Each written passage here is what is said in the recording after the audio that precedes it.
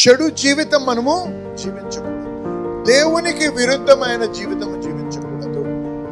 ఎందుకంటే దేవుని వాక్యానికి కానీ దేవుని ఆత్మ కానీ విరుద్ధమైనది ఏది చేసినా ఆయన్ని మనం నొప్పించిన వారు, ఆయన కొరకు జీవించిన వారిగా కాకుండా మన కొరకు మనం జీవించిన వారిగా ఉంటాం. ప్రత్యేకించబడిన జీవితం జీవించడము అంత సులువు కాదు. అందుకే ప్రార్థన చాలా అవసరం. దేవా, నాకు సహాయము చేయు. తప్పు నిర్ణయాలు తీసుకొని స్వంతగా నా స్వకీయ ఆశలు నెరవేర్చబడ్డానికి నా విశ్వాసమును అమ్ముకోకూడదు. అనేక మంది అనేక సంఘాల్లో ఉన్నారు. ఆదివారం వచ్చి దేవుని స్తుతిస్తూ క్రైస్తవుడు అని చెప్తారు. ఉద్యోగం రావడానికి ఏదన్నా ఫామ్ ఫిల్ చేయడానికి వచ్చినప్పుడు దాంట్లో మతము లేకపోతే నీ యొక్క కులం అడిగినప్పుడు షెడ్యూల్ కాస్ట్ అని రాస్తారు. సిగ్గు లేదు. అదేం విశ్వాసం? ఉద్యోగం కొరకు దేవుణ్ణి ధిక్కరిస్తున్నావను, మళ్ళీ దేవుడు అంటే ప్రేమ ప్రేమ ప్రేమ అని పాడుతున్నావా పాటలు? మనిషి చూడలేడేమో కానీ దేవుడిని హృదయాన్ని చూడలేడా? జవాబు ఇవ్వండి. అటువంటి వాడిని దేవుడు ఏ విధంగా దీవించగలడు? ఒక సీట్ కొరకు, ఒక medical seat, of engineering seat కొరకు షెడ్యూల్ కాస్ట్ అని రాస్తారు. మీకు తెలుసా తిరిగి జన్మించిన తర్వాత నువ్వు దేవుని బిడ్డవని? దేవుని బిడ్డలకి మతము లేదు, కులము లేదని తెలుసా మీకు? దేవుని కుమారులు కుమార్తెలు అన్నాడు దేవుని యొక్క వాక్యంలో. ఎందరైతే తను అంగీకరిస్తారో వారు దేవుని బిడ్డలు అవుతారు. హల్లెలూయా. కాబట్టి జన్లారా, నీ కులము ఏంటి అని అడిగినప్పుడు దాంట్లో ఏం రాస్తావు తెలుసా? క్రిస్టియన్ అని రాయండి.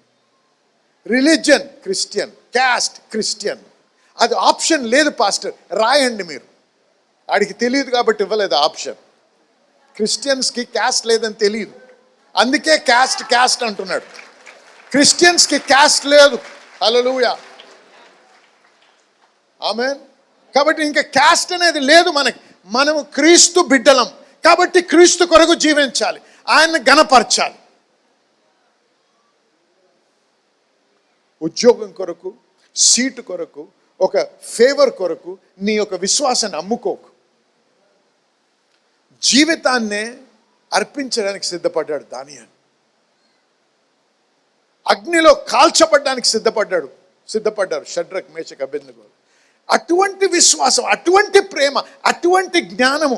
నేను దేవుని కొరకు ప్రత్యేకించబడ్డాను. ఎక్కడున్నారు? బబులోన్లో ఉన్నారు. యూదా దేశంలో లేరు, యెరూషలేములో లేరు, అన్య దేశంలో ఉన్నారు. అసలు అక్కడ వారి మతస్థులే లేరు, చాలా అరుదుగా ఉన్నారు. అటువంటి దగ్గర మేము వీరితో జీవిస్తున్నాం, కానీ వీరి యొక్క సమాజంలో వీరి యొక్క ప్రాక్టీసెస్, ఆచారాల్లో మేము పాల్గొన్నాం. ఎందుకంటే మేము ప్రత్యేకించబడ్డాము. హల్లెలూయా, హల్లెలూయా. నా కొడుకు చిన్నగా ఉన్నప్పుడు స్కూల్లో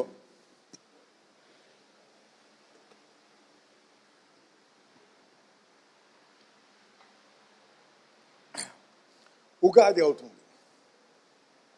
ఉగాదిని సెలబ్రేట్ చేస్తున్నాం వాళ్ళ స్కూల్లో, కల్పా స్కూల్లో. అందరు టీచర్లు వచ్చి అందరు పిల్లల నోట్లో ఏదో వేస్తున్నారు ప్రసాద్. నా కొడుకు దగ్గర నేను తీసుకోను అన్నాడంట. మేము చెప్పలేదు అట్లా ఏమి, కానీ చూడండి, గమనిస్తున్నారు మనం ఎలా జీవిస్తామని. తల్లిదండ్రులు ఎలా జీవిస్తారనేది పిల్లలు అన్నీ నూరిపోయినక్కర్లేదు, గమనించే దాని ద్వారా నేర్చుకుంటారు. టీచర్ ఫోన్ చేసింది, హెడ్ మిస్ట్రెస్ ఫోన్ చేసింది. ఏమన్నా తెలుసా నా వైఫ్తో? మీరు నన్ను చంపినా నేను తాగనన్నాడంట. హల్లెలూయా. కానీ మీలో అనేకులు మీరు ప్రత్యేకించబడి దేవుని కొరకు ఉన్నారో, మీరు కూడా వాళ్ళతో రంగులుగా మారిపోతున్నారో హోలీ దినాల్లో నాకు తెలియదు. హలో, పాపం చేస్తున్నారు, అది చేయొద్దు ఇది చేయొద్దు అని చెప్పడానికి నేను లేను ఇక్కడ. నేను ఒకటే అడుగుతున్నాను, నీవు ప్రత్యేకించబడ్డావని నువ్వు గమనిస్తున్నావా? నీవు చేసే క్రియల్ని బట్టి దేవుడు గణపరచబడుతున్నాడా? నీ ప్రత్యేకతను నువ్వు చూపించగలుగుతున్నావు దేవునికి, లోకానికి కూడా. లేకపోతే ఏమనుకుంటారని చెప్పి ఆఫీస్లో పనిచేసేవారు అందరూ ప్రసాదం తీసుకుని నువ్వు ఒక్కడవే క్రైస్తవుడు ఏమనుకుంటారు అని నువ్వు కూడా తీసుకుని ప్రభా నన్ను క్షమించు నాయన దేవుడా, నీకు తెలుసు కదా నా హృదయం, నన్ను క్షమించు, నేను తీసుకోవాలని లేదు కానీ ప్రభా ఊసేస్తాను నాయన, కానీ ఏం చేయాలి ప్రభా అంటే నీకు వెనుపూస లేదన్నమాట.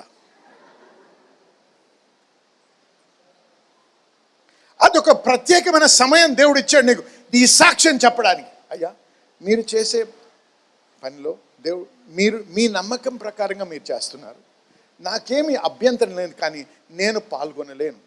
మరి నువ్వు చెడు చేస్తున్నావు, నువ్వు తప్పు చేస్తున్నావు, వారిని నిందించడానికి, వారు తక్కువ, వారు ఇది తప్పు అని చెప్పడానికి, జడ్జిమెంట్ చేయడానికి కాదు, కానీ ఏంటంటే వారికి తెలియపరచాల్సింది ఐ టేక్ అ స్టాండ్. దేవుని కొరకు నిలబడుతున్నాను, దేవుని కొరకు ఒక I don't know how to put it in English, ఆయన తెలుగు, దేవుని కొరకు నిలబడుతున్నాను. నేను పాల్గొనలేను, నా యొక్క మనస్సాక్షి ఒప్పుకోదు. కానీ అనేక మార్లు మన జనాన్ని తృప్తిపరచడానికి, మన బంధువుల కొరకు, మన స్నేహితుల కొరకు దేవుణ్ణి దుఃఖపరుస్తాం, కానీ వీరిని దుఃఖపరచం. వీరు ఏమనుకుంటారో అని చెప్పి చేయకూడదు, మన మనస్సాక్షిని వ్యతిరేకించి చేస్తాం. ఎప్పుడైనా నీ మనస్సాక్షికి వ్యతిరేకించి చేస్తే అది దేవునికి విరుద్ధం అని తెలుసుకో. కాబట్టి దేవుని బిడ్డలారా, దేవుడు మనకిచ్చే వాగ్దానం స్వతంత్రించుకొని స్వాధీనపరచుకోవడానికి ముఖ్యమైనటువంటి పునాది ఏంటి? నేను ప్రత్యేకించబడ్డానని తెలుసుకొని ఆ ప్రత్యేకించబడిన జీవితము జీవించాలి. యోబు గురించి వ్రాస్తూ దేవుని యొక్క వాక్యంలో ఏమనుందంటే, he was the richest man in the east. తూర్పులో ఆయన కంటే గొప్పవాడు మరొకరు లేరు. కానీ ఆయన గురించి దేవుడు ఇచ్చిన సాక్ష్యం ఏంటి? he was a man who feared God. దేవుని యందు భయభక్తులు కలిగి ఆయన యథార్థవర్తనుడును, upright man, న్యాయవంతుడును, దేవుని యందు భయభక్తులు కలిగి చెడుతనమును విసర్జించువాడు. ఏంటండి? చెడుతనాన్ని విసర్జించాలి. చెడు జీవితం మనము జీవించకూడదు. దేవునికి విరుద్ధమైన జీవితము జీవించకూడదు. ఎందుకంటే దేవుని వాక్యానికి కానీ దేవుని ఆత్మ కానీ విరుద్ధమైనది ఏది చేసినా ఆయన్ని మనం నొప్పించిన వారు అవుతాం. ఆయన కొరకు జీవించిన వారిగా కాకుండా మన కొరకు మనం జీవించిన వారిగా ఉంటాం. కాబట్టి ఈ రోజు నుంచి మనం తెలుసుకోవాల్సింది ఏంటంటే, అంత సులువు కాకపోయినా పరిశుద్ధాత్మ దేవుడు మనకి ఇవ్వబడ్డాడు మనకు సహాయం చేయడానికి. క్రీస్తు యేసు ప్రభువే మరి 3.5 సంవత్సరాలు గొప్ప అద్భుతమైనటువంటి క్రియలు జరిగించి వాక్యం బోధించాడు. చివరికి ఆయన మరణించే సమయం వచ్చింది, తన ప్రాణాన్ని అర్పించి మరణించే సమయం. అప్పుడు గెత్సెమనే తోటలోకి వెళ్ళి ఒక ప్రార్థన చేశాడు, ప్రభా నీ చిత్తమైతే ఇది తొలగించు. ఏమన్నాను? ఎప్పుడైనా గమనించండి, ఒత్తిడి, టెంప్టేషన్ అంటే శోధన ఎప్పుడు ఎక్కడ వస్తుంది తెలుసా? ఫ్లెష్లో, శరీరం మీద. ఆ శరీరం ఎటువంటి ఆవేదనలోంచి వెళ్ళాలో అవన్నీ తెలుసు యేసయ్యకి. అయ్యా నీ చిత్తమైతే ఇది తొలగించు, కానీ నా చిత్తం కాదు, నీ చిత్తమే కానివ్వు. ఎందుకు? దేవా నేను ఇక్కడ వచ్చిందే నీ కొరకు, నిన్ను గణపరచడానికి.